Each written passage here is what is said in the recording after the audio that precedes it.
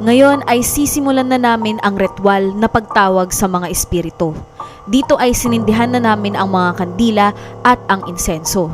Sinabihan din kami ni Kuya Bro Uno na pag nagsimula ang ritual ay wag na wag naming bubuksan ang aming mga mata kahit anuman ang mangyari dahil baka pumasok sa amin ang mga kaluluwa.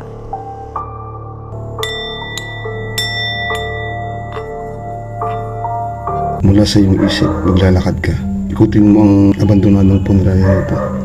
Dito ay ramdam na namin ang paglapit ng mga kaluluwa at nagsimula ding lumakas ang kahol ng mga aso. Marami din kaming naririnig na mga kaluskos sa paligid, ngunit sinubukan kong ituon ang aking isipan sa ritual. Makakaramdam ka dyan ng bayang bigat. Dun sa may bato ko, kuya. Yung nasa likod mo. Ang nararamdaman mo. Parang may nakahawak sa bato ko, kuya. Ang dami nila. Tinatawagan ko kayo lahat sa mga oras na ito. Kayo lumapit sa mga oras na ito dito sa amin. Hali kayo. Lahat kayo kumapit sa akin.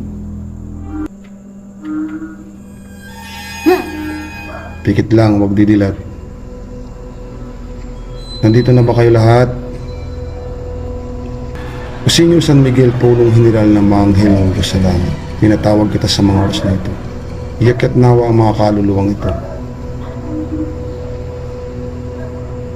May bata,